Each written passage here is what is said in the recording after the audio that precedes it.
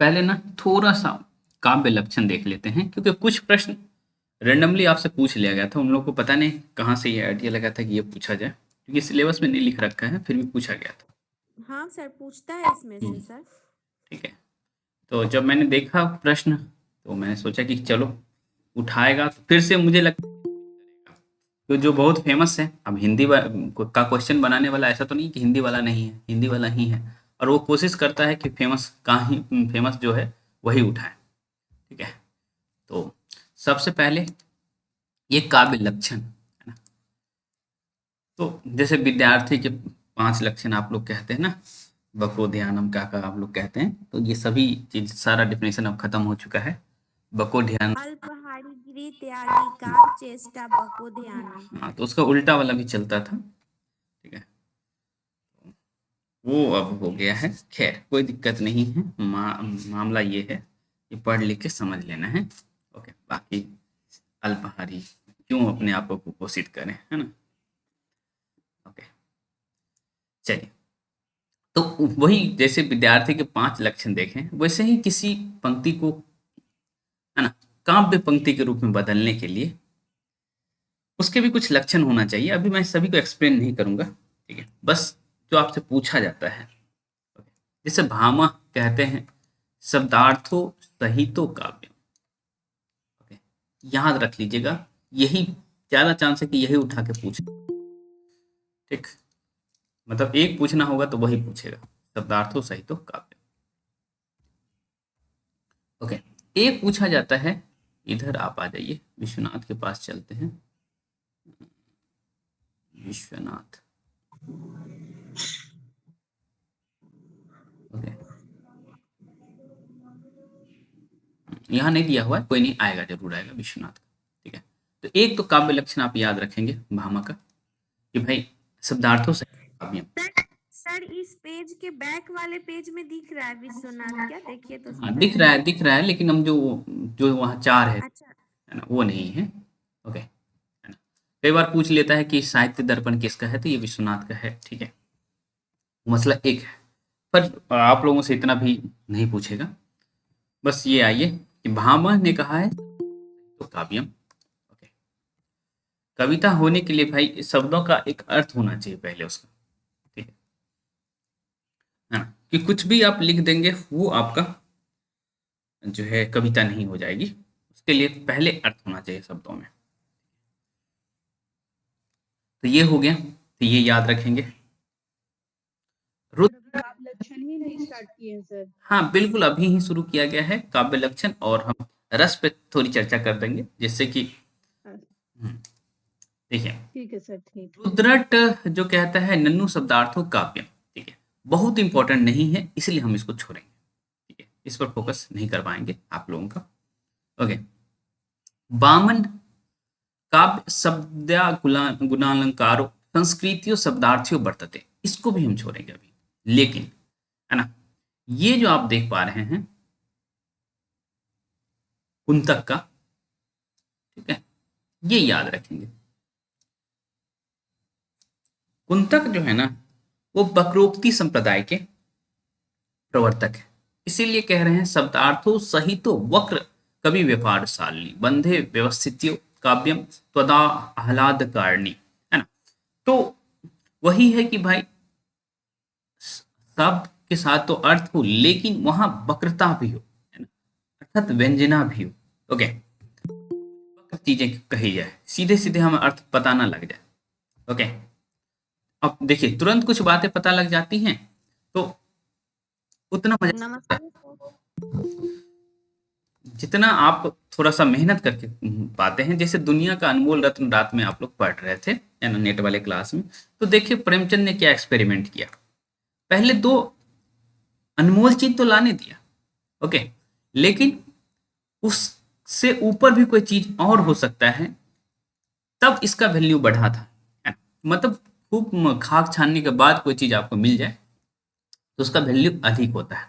Okay, तो वही कह रहे हैं कि भाई शब्दार्थ जो है, शब्दों के साथ अर्थ तो रहे, लेकिन वो वक्रता के साथ रहे, थोड़ा टेढ़ा मेढ़ा रहे। अभी वक्रता का मतलब अभी यही समझे, है ना।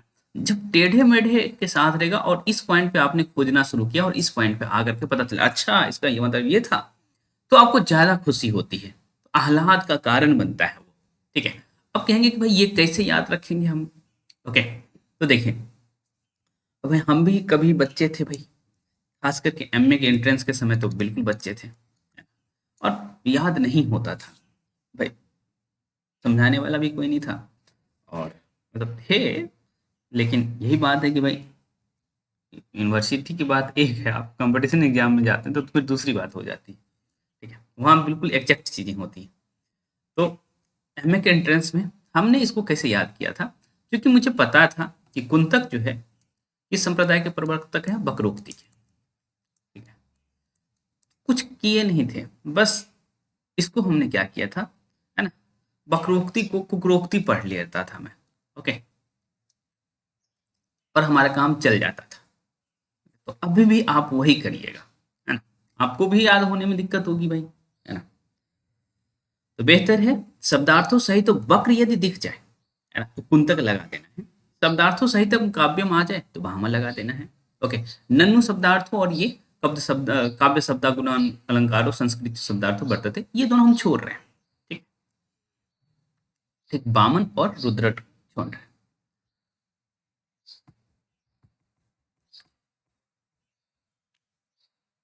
हम्म, हाँ, ये बहुत इंपॉर्टेंट है। मम्मट का मत कहीं है, ओके, काव्य शास्त्र में, तो मुझे इंपॉर्टेंट लगता है और एग्जामिनर को भी इंपॉर्टेंट इसीलिए लगता है ना कि मम्मट अपनी तरफ से बहुत कुछ नहीं दे रहे हैं, है ना, वो क्या कर रहे हैं, सभी को मिला दे रहे हैं। ठीक है, इस वजह से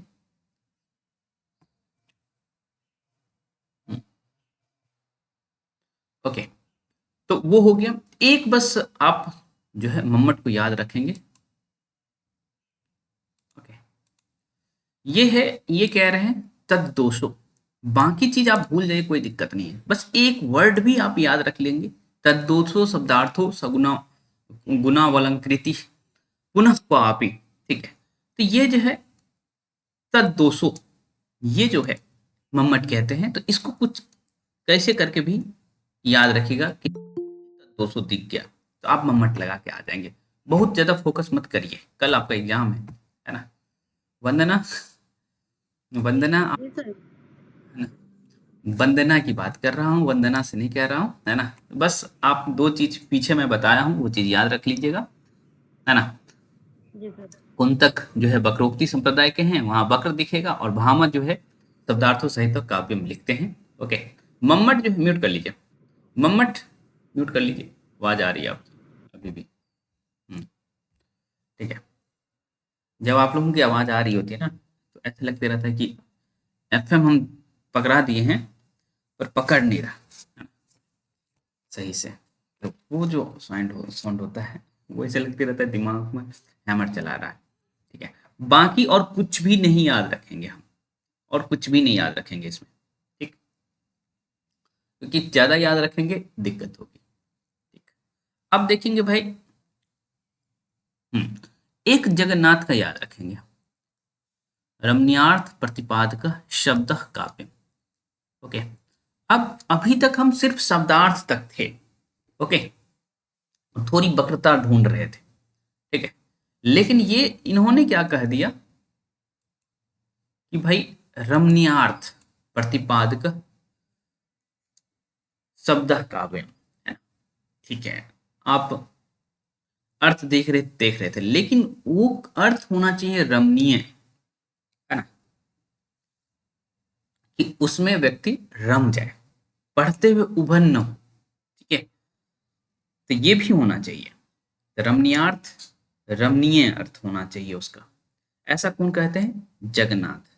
जगन्नाथ आप कहते हैं तो कौन से भगवान आपके फीलिंग, मतलब आपके माइंड में कौन से ईश्वर आते हैं, विष्णु भगवान सर। जगन्नाथ। कृष्ण भगवान। हमारे माइंड में तो कृष्ण आ रहे हैं, जय जगन्नाथ जब हम बोलते हैं, कृष्ण है ना। भगवान। पुरी जाते हैं तो भाई वो तो जगन्नाथ पुरी है। ओके, हालांकि विष्णु है, ठीक है, लेकिन मैं कृष्ण को इसलिए, भाई कृष्ण भी कौन है, विष्णु ही है। राम कौन है, विष्णु ही है। ठीक है, लेकिन हम जगन्नाथ के अर्थ में किसको ले रहे हैं, कृष्ण को ले रहे हैं। अब कृष्ण को लेकर के थोड़ा सा रमणीय अर्थ वाली बात करें तो ज्यादा अच्छा रहेगा, है ना। कृष्ण जब मथुरा में थे तो उनकी स्थिति आप समझिए। ओके, तो बेहतर चीज नहीं होता कि आप इसको इस तरह से याद रखें। ठीक है, जगन्नाथ जब हम बोलते हैं तो कृष्ण की फीलिंग आती है ना। तो आपके यहाँ या तो पूछ देगा कि इनमें से कौन सी पंक्ति जगन्नाथ की, तो रमणीयार्थ दिख जाएगा तो आप लगा लेंगे। ओके, या फिर रमणीयार्थ प्रतिपादक शब्द का भी मतलब रमणीय आपको दिख जाएगा, तो अरे वही कृष्ण, कृष्ण मतलब जगन्नाथ। ठीक है, जगन्नाथपुरी वाले। ठीक है, ये उम्मीद है कि आपको याद रहेगा। देखिए, जुगाड़ ही जीवन है। ये क्या कहते हैं, वो उसमें कंपटीशन में, तो जितना आप जुगाड़ लगा के चलेंगे उतना अच्छा रहेगा आपका। ठीक, चलिए आगे बढ़ते हैं। वाक्यम रसात्मक काव्यम, ये भी याद रखेंगे आप लोग। ठीक है, वाक्यम रसात्मक काव्यम, ये विश्वनाथ का है। ठीक है, अब इसके लिए कोई जो, यही ढूंढ रहे थे सर आप। हाँ हम यही ढूंढ रहे थे। ओके, तो वाक्यम रसात्मक काव्यम, ये विश्वनाथ का है। ठीक, इसको याद रख लें। विश्व से वाह वाह वाह। क्या हो गया, नहीं नहीं, बोल रही थी कि विश्वनाथ से वो है ना, उसमें भी यार, उसमें काव्य में वाक्य रसात्मकम काव्यम, वो है ओके, आगे भी। ठीक है ठीक है ठीक है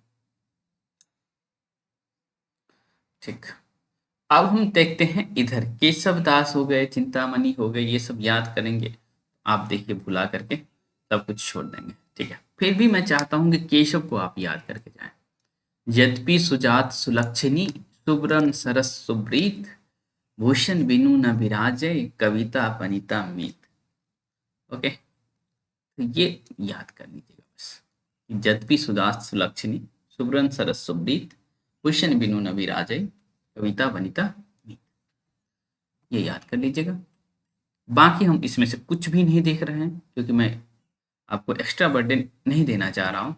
एग्जाम में जाए आपको 4 सही करना था, है ना, और उसकी जगह आप 20 पढ़ के गए, पता चला कि भाई 2 सही कर गया। इससे बेहतर है कि हम 10 पढ़ें और 4 सही करके आएं। एक गलत भी हो जाए तो चलेगा, कम से कम 3 तो सही होगा। बाकी हम छोड़ रहे हैं। ये देखिए, हिंदी आचार्य मतलब जो आधुनिक काल के आचार्य हैं वो क्या कहते हैं, थोड़ा सा देख लेते हैं। एक आध को देखेंगे, ज़्यादा नहीं देखेंगे। ज़्यादा देखेंगे तो फिर गड़बड़ हो सकता है, मैं नहीं चाहता हूँ ज़्यादा गड़बड़। देखिए, अंतःकरण की वृत्तियों के चित्र का नाम कविता है, ये महावीर प्रसाद द्विवेदी। और दूसरी तरफ शुक्ल जी कविता क्या है निबंध में ये बात लिखते हैं, जिस प्रकार आत्मा की मुक्तावस्था ज्ञान दशा कहलाती है, उसी प्रकार हृदय की मुक्तावस्था रस दशा कहलाती है। बस इतनी बातें याद रखनी है, इसके आगे नहीं याद रखना। ठीक है, हृदय की मुक्ति की साधना के लिए मनुष्य की वाणी शब्द विधान कर दिया है, उसे कविता कहते हैं। ओके, ये सब नहीं याद रखेंगे, बस ये याद रखेंगे जिस प्रकार आत्मा की मुक्तावस्था ज्ञान दशा, जब आप ज्ञान दशा में होते हैं तो आपका आत्मा समझ मुक्त हो गया रहता है। ओके, लेकिन हृदय की मुक्ति के लिए रस दशा जरूरी है, इसको के लिए कहते हैं। बाकी आप छोड़ दीजिए। ये जो है जयशंकर प्रसाद, कविता आत्मा की संकल्पात्मक अनुभूति है। ठीक है, चलेगा, नहीं छोड़, उसको छोड़। ये देखिए यहाँ से, ये इसको भी नहीं देखेंगे। हाँ, ये याद रख लीजिएगा, कविता हमारी परिपूर्ण क्षणों की वाणी है ना। हालांकि जो है ये ऐसा लगते रहता है कि इन दोनों को मिला करके ये लिखती हैं पंथ। Poetry is articular music. Okay, या फिर best words in best order. अब हम बात इधर का करते हैं। आप लोगों को रिकॉर्डिंग जो 27 मिनट का दिया हुआ है वो देख लिए ना, क्योंकि बहुत सारे प्रश्न वहां से उठ जाएगा। अब इस पर हम कुछ भी बातचीत नहीं कर रहे हैं इधर। ओके, पूरा आपको ऐसा नहीं है कि काव्य शास्त्र पढ़ा के भेजना है, ओके, जहां से प्रश्न बनेगा, जहां जहां से, बस वहीं वहीं हम चल रहे हैं। अब आते हैं हम लोग,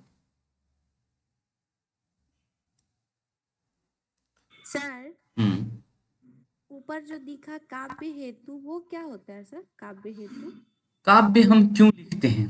तो कुछ लोग पैसे के लिए लिख रहे होते हैं, है ना? अच्छा, ओके, काव्य नहीं प्रयोजन नहीं, एक मिनट, काव्य हेतु, काव्य लिखने के लिए आपको प्रेरित किसने किया, किस तरह से आप प्रेरित हो गया? और प्रयोजन में ये होता है कि भाई आप किस वजह से लिख रहे हैं, ठीक है? उद्देश्य से सर ना? हाँ, ठीक है। वो सब तो देखिए नेट वाले बैच में है, आप लोगों के लिए नहीं है, मतलब जिनको सिर्फ टीआरई तक देना है उनके लिए नहीं है। ओके, चलिए इधर से हम देखते हैं। हम्म, आस्वाद के अर्थ में लिया जाता है रस को। रस संप्रदाय के प्रवर्तक कौन है? भरत मुनि। भरत मुनि। भरत मुनि। ठीक है, ये लिखा भी हुआ है, रस संप्रदाय के प्रवर्तक भरत मुनि मुनि के अनुसार, जिस प्रकार अनेक प्रकार के व्यंजनों से युक्त अन्न भोज करते हुए स्वस्थ पुरुष आनंद की प्राप्ति करते हैं, उसी प्रकार विभाव, अनुभव, संचारी भाव से संपन्न का आस्वादन करते हुए सहृदय जन रस का आनंद लेते हैं। तो यहाँ जो है वही चीज बतलाया गया है, विभाव, अनुभव।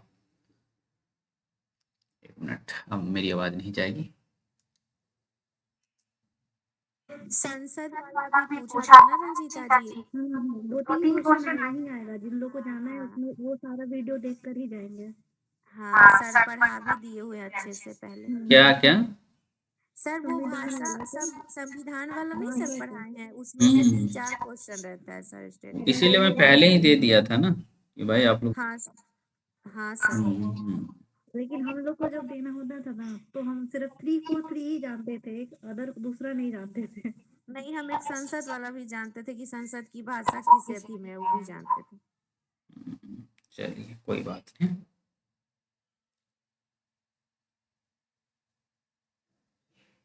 ओके, इस डेट में 94 और 93 कैसे आ गया पता ही नहीं चला रंजीता जी। ठीक है ठीक है, आगे बढ़ते हैं हम। ओके, हालांकि हम 11:10 में ही क्लास खत्म करने वाले थे, क्योंकि हमारे एक सीनियर बुलाए हैं, अभी उनके पास जाना है, पर मैं सोच रहा हूँ इसको कंप्लीट कर दूं। ओके, चलिए, विभावानुभाव, व्यभिचारी भाव, संयोगात, रस निष्पत्ति, ये आपसे पूछा जा सकता है कि ये उठा करके दे देगा और पूछेगा किसकी पंक्ति है। ओके, तो ये भरत मुनि की पंक्ति है, यही बात आप याद रखिएगा, ठीक? और कुछ नहीं याद रखिएगा, इधर से बीच में से कुछ भी नहीं, है ना? आपसे पूछा जा सकता है जो है रस के कितने अवयव हैं, तो आप क्या कहेंगे? 4 अवयव हैं। ओके, कौन कौन अवयव हैं? दिख रहा है ना? विभाव, अनुभव, भाव विभाव अनुभव संचारी अस्थायी। है ना? और अस्थाई भाव, यहाँ भी आपको दिख रहा होगा, है ना? रस के 4 अवयव, विभाव, अनुभव, संचारी भाव और अस्थाई। हम्म, तो अब देखिए एक प्रश्न बनता है ना, एक प्रश्न बनता है कि संचारी भाव की संख्या कितनी है, या भरत ने कितना? तो 33 माना है।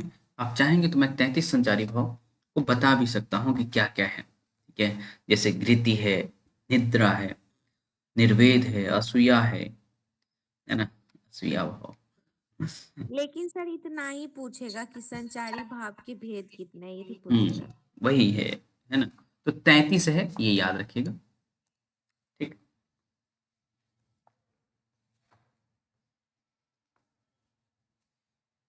वेबसाइट वाले में इतना डीप में नहीं ना जाएंगे। वही कह रहा हूँ। ओके, तो विभाव के 2 भेद हैं, आलंबन और उद्दीपन, ठीक है? विभाव के, और विभाव का मतलब समझ लीजिए रस उत्पत्ति के कारण, ठीक है? ठीक, आलंबन और उद्दीपन, जैसे राम के हृदय में मान लीजिए रस की उत्पत्ति हो रही है, ठीक? तो किसके वजह से हो रही है? तो सीता का रूप देखकर हो रही है, ठीक है?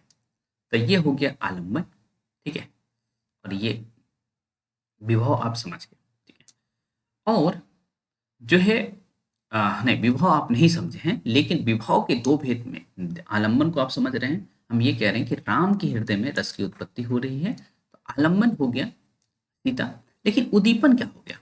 और आपको याद होगा कंकन किंकिनी वाला जो पद में पढ़ाया था, है ना? तो उसमें पुष्प वाटिका प्रसंग वाला जो मैंने कहा था ये प्रसंग है।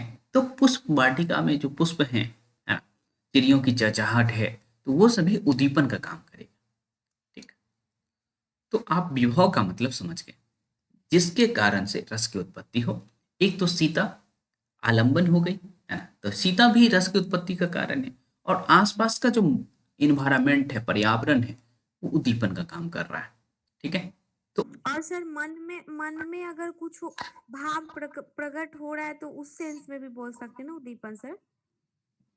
उद्दीपन को इस सेंस में हम ना ले, है ना, तो बेहतर रहेगा। ओके, चलिए अनुभव की तरफ आते हैं। अनुभव क्या होता है? हम्म, अब देखिए, तुरंत तो रस की उत्पत्ति होगी नहीं, है ना। आपने विभाव को देखा, परखा, अनुभव किया, ठीक है। तो उसके बाद जो चीज आप आपके अंदर घटित हो रहा होता है, ठीक है। जैसे कायिक में क्या होता है, आप राम जो है सीता को देखे होंगे, है ना, कंकन किंकिन नुपुर धुनी सुनी, है ना, कहत लखन राम हृदय गुनी, मानहू मदन ददुम्बी दिन्ही, मनसा विश्व विजय का किन्नी, ये पद है, ठीक है। तो राम जब सीता को देखे होंगे उस पास पुष्प वाटिका में, ओके, तो भाई उनके पास भी कान है ना, तभी तो वो कंकन किंकिनी की आवाज सुने हैं। और उसके बाद राम प्रतिक्रिया तो दिए होंगे, अरे किधर से आवाज आ रही है, ऐसा कुछ उसके माइंड में आया, उनके माइंड में आया होगा, है ना। वो उधर की तरफ ध्यान लगा रहे होंगे, तो कायिक उसको कहेंगे कि आप आलंबन और उद्दीपन को जब देख रहे हैं, अनुभव कर रहे हैं, उसके बाद आप क्या क्या करना शुरू कर देते हैं, ठीक है। तो आप थोड़ा कान अपना जो है उस जो ध्वनि आ रही थी उस तरफ डाल दी, ठीक है। फिर जैसे कहत लखन राम हृदय गुनी, है ना, तो तुलसी कह रहे हैं कि हृदय गुनी, है ना, मतलब हृदय में कुछ सोच कर या हृदय में विचार कर, है ना। तो वो घटना सात्विक हो गई, ठीक है। कहत लखन, और फिर लखन से कहते हैं, है ना, तो बोलना भी शुरू कर दिए, वाचिक भी कर दिए, ठीक है। और आहार्या क्या होता है? आहार्या में जो है आप वस्त्र क्या पहन रखे हैं, वो सारी चीजें आहार्या में होती हैं, ठीक है।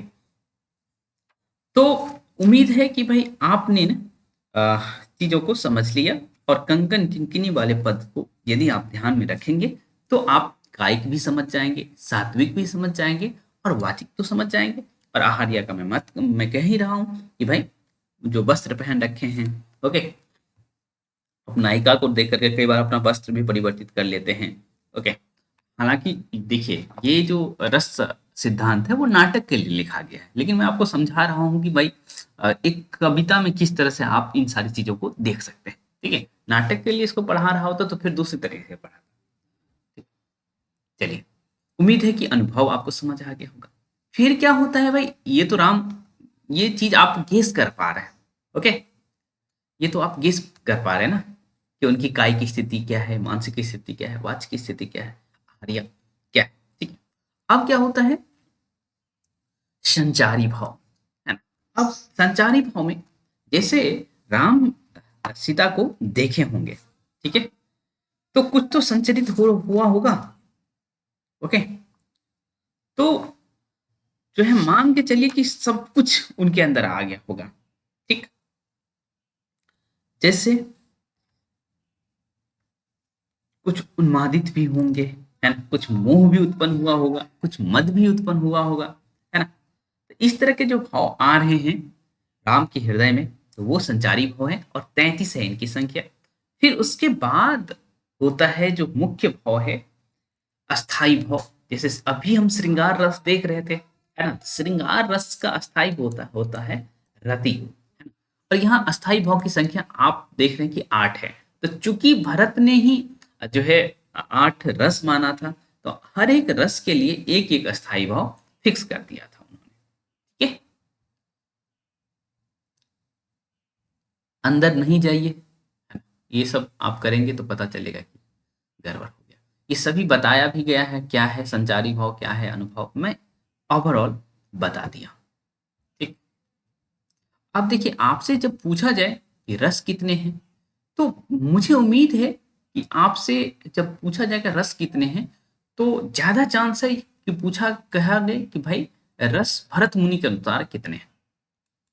ठीक है, भरत मुनि के अनुसार रस कितने हैं, पहली बात ये है। तो आप कहेंगे भाई भरत मुनि के अनुसार कितने, 8 हैं। ठीक, और जितने रस हैं उतने अस्थाई भाव भी हैं।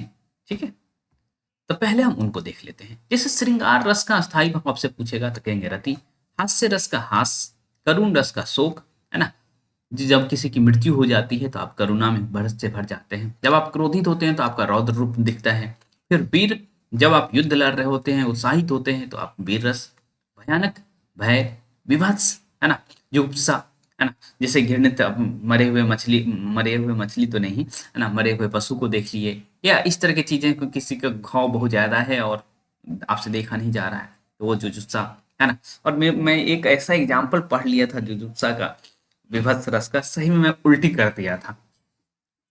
ओके, मैं जब अपने लिए पढ़ रहा था इन द सेंस एमए के दौरान या बीए के दौरान, जब मैं पहली बार विभत्स रस पढ़ा, ओके, तो सही में मैं उल्टी कर दिया था वो। ऐसा एग्जाम्पल था हमारे सामने में, क्योंकि मैं अर्थ उसका समझ गया था। अद्भुत रस, विस्मय, तो यही सारे रस जो है माना गया है भरत के द्वारा। ठीक है, श्रृंगार, हास, करुण, रौद्र, वीर, भयानक, विभत्स और अद्भुत। ठीक है, बाकी जो है, ये क्या क्या क्या हो गया, क्या क्या पढ़ा दिए सर, हम सो गए हैं। सो गए हैं, क्या हो गया, अब देख लीजिएगा, बहुत इंपॉर्टेंट है, रात में सोई नहीं। 1 बजे सोते हैं, नींद पूरा। अरे हम भी आप ही के साथ सोए थे, है ना, हम 6 बजे उठ गए हैं। खैर, सबका बॉडी अलग अलग होता है, हो सकता है ज्यादा लोड ले ली होंगी आप, है ना, कल एग्जाम है। ज्यादा टेंशन ले लिए सर। और बंदना ये टेंशन ले सर जितना बताइए। सर जितना पढ़ा चुके हैं ना, बहुत मार्क्स आएगा। हाँ, श्रृंगार, रति, हास्य, हास, है ना। जब रोने लगते हैं तो करुणा, शोक, है ना। जब आप क्रोधित होते हैं तो रौद्र। ये पूछेगा वीर रस का स्थायी भाव क्या है, तो आप कहेंगे उत्साह। भयानक रस का नहीं पूछेगा आपसे, विभत्स रस का जरूर पूछेगा, जुगुप्सा। अद्भुत रस का विस्मय, ये सब पूछेगा।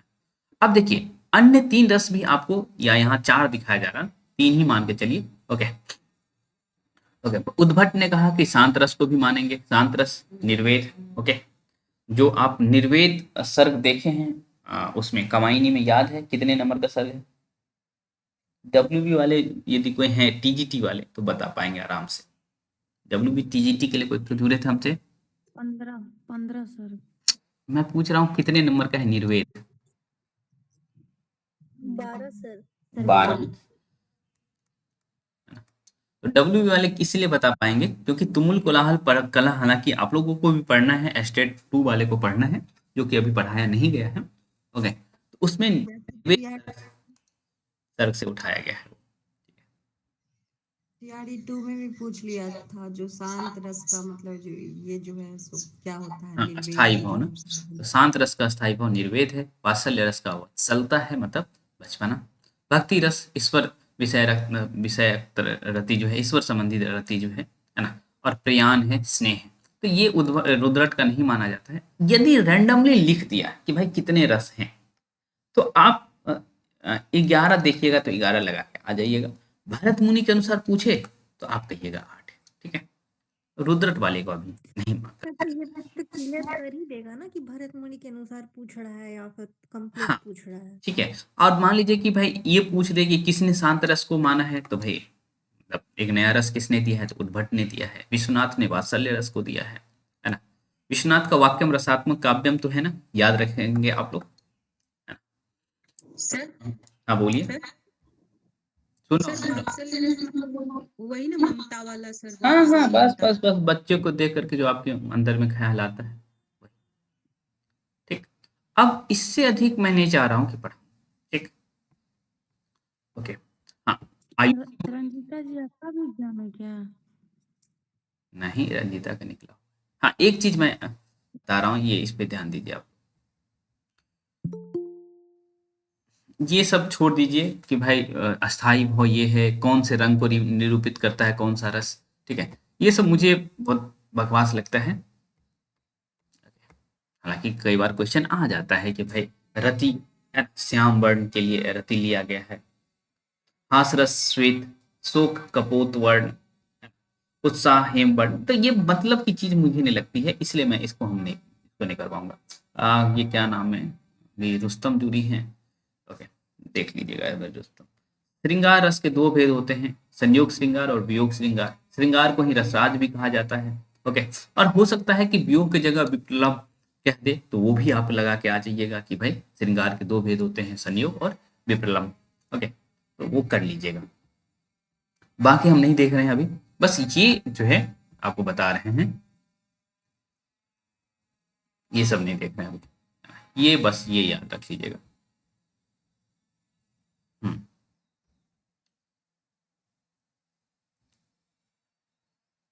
ये थोड़ा सा याद रखिएगा कि भाई रस निष्पत्ति के जो सिद्धांत है ना। ओके।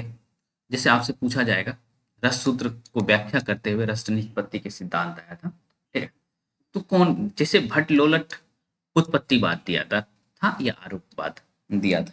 ठीक है, लोलट। ठीक है, आरोपवाद। ऐसे ही संकुक जो है अनुमतिवाद है। थोड़ा फनी है, संकुक को हम कैसे याद रखें, थोड़ा सा फनी है, लेकिन क्या करिएगा, याद ऐसे ही किए हैं और ऐसे ही याद है मुझे, तो आपको भी बता ही देते हैं।